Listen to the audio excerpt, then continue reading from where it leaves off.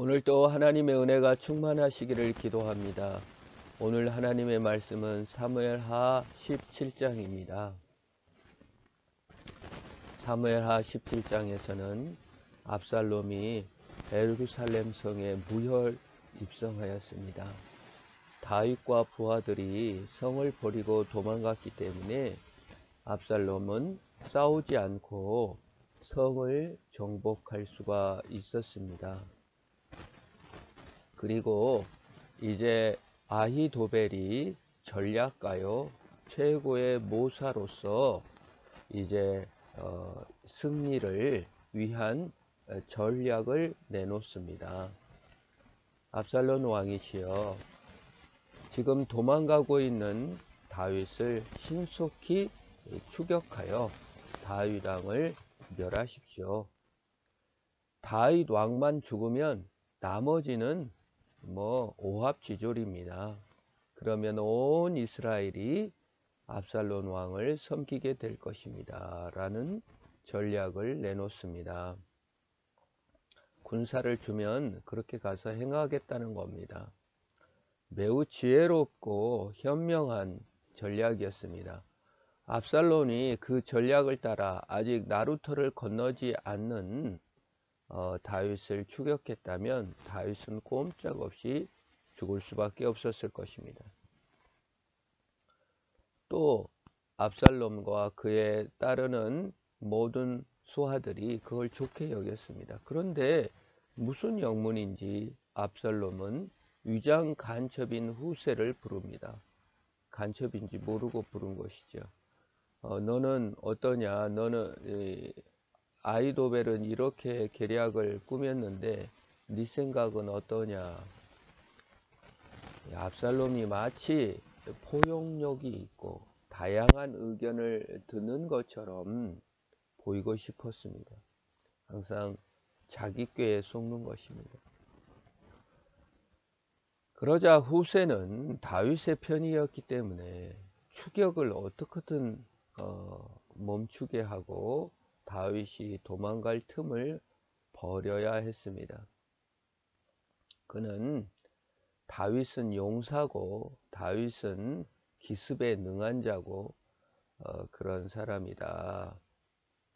그러니 군대를 모아 전 이스라엘 모아 시간을 두고 군대를 모아서 대규모 전투를 벌여야지 이렇게 기습작전을 폈다가는 오히려 역습을 당한다 라는 전략을 꺼내놉니다.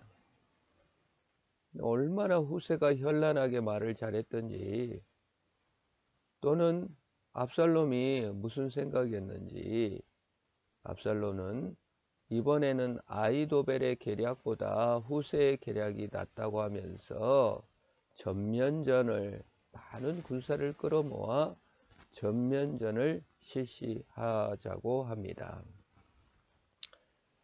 이에 대해서 사람의 일로 끝나지 않고 성경에서는 이렇게 말합니다.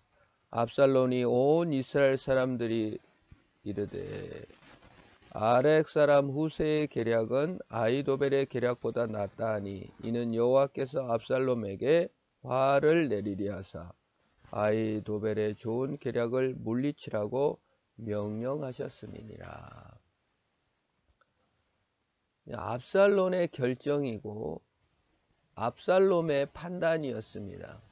그런데 그 배후에 여호와 하나님이 압살롬에게 화를 내리려고 명령하셨다고 성경은 기록하고 있습니다. 우리는 종종 인생을 살면서 내가 제1원인자로 살기를 원합니다. 내 계획이 성취되고 내 뜻대로 되기를 원하는 것이 인생입니다. 내 뜻대로 안 되고 내 욕심대로 안 되고 내 맘대로 안 돼서 좌절을 겪고 슬퍼합니다. 그래서 돈을 갖기를 원하는 것도 사실 내 맘대로 살기를 원하기 때문입니다. 권력을 잡으려 하는 건 뭡니까? 내 뜻대로 하기를 원하기 때문에 그런 거 아닙니까? 그런데 성경은 내 욕심, 내 뜻대로 될 수 없고 하나님의 뜻이 실현되는 것이 세상 일인 것을 보여주고 있습니다. 아담은 내 뜻대로 살고 내 욕심대로 살고 내 마음대로 살려고 해서 선악을 아는 열매를 따먹었습니다. 실제로 자신의 뜻을 실현시켰습니다. 자신의 욕심을 이루었습니다. 그러나 아담의 뜻이 실현된 것이 아니라 하나님의 뜻이 실현되어 아담의 욕심과 죄악은 오히려 아담을 얽어매고 아담에게 슬픔을 갖다 줬지만 하나님은 아담의 욕심을 뛰어넘어 예수 그리스도를 보내어 영원한 자유와 안식과 평강을 주시기로 한 것입니다. 압살롬의 욕심을 뛰어넘어 다윗의 승리를 가져다 주는 것이죠.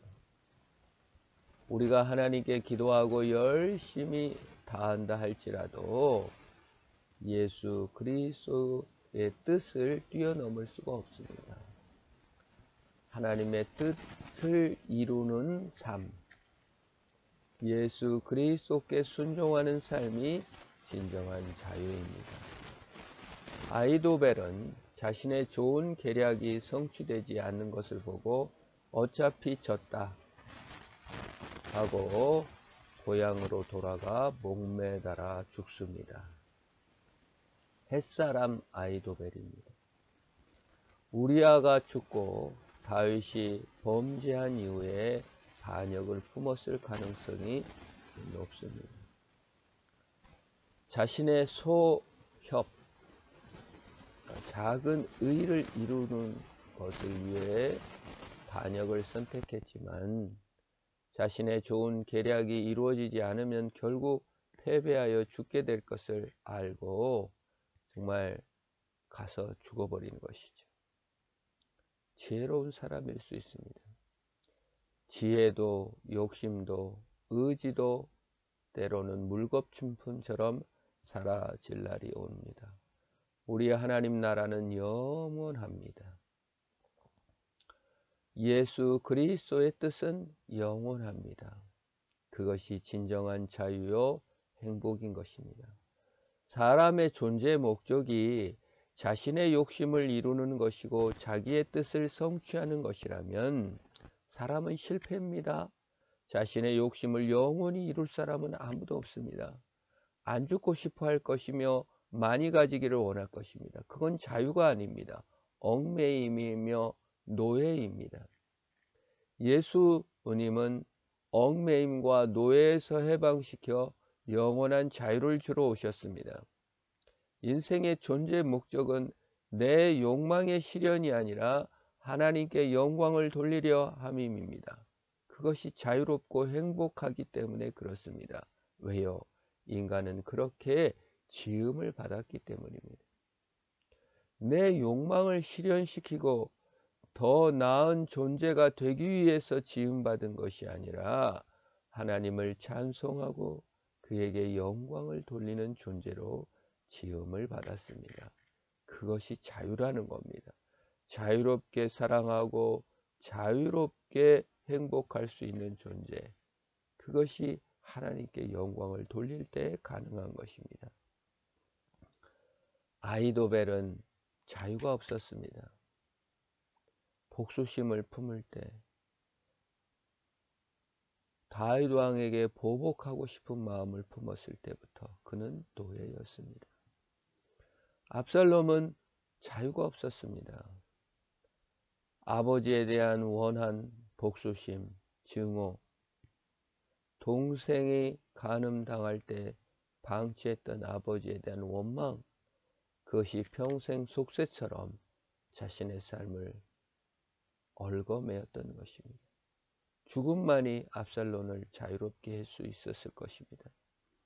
아히도벨의 죽음만이 자기를 자유롭게 하실 수 있을 것입니다. 그러나 압살롬과 아히도벨은 십자가에서 죽으심으로 우리를 완전히 그 죽음으로써 자유를 주신 예수님은 알지 못했던 것입니다.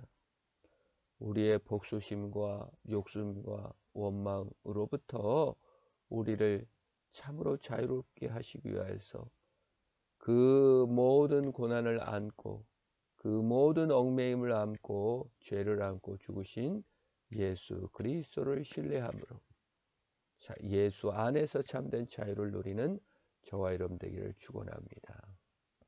하나님 아버지, 내 욕심과 내 뜻을 실현시키기 위해서 사는 자가 아니라 더 나은 삶을 사는 자가 아니라 예수 그리스도의 영광을 위하여 참된 자유를 위하여 사는 내가 되도록 날마다 인도하옵소서.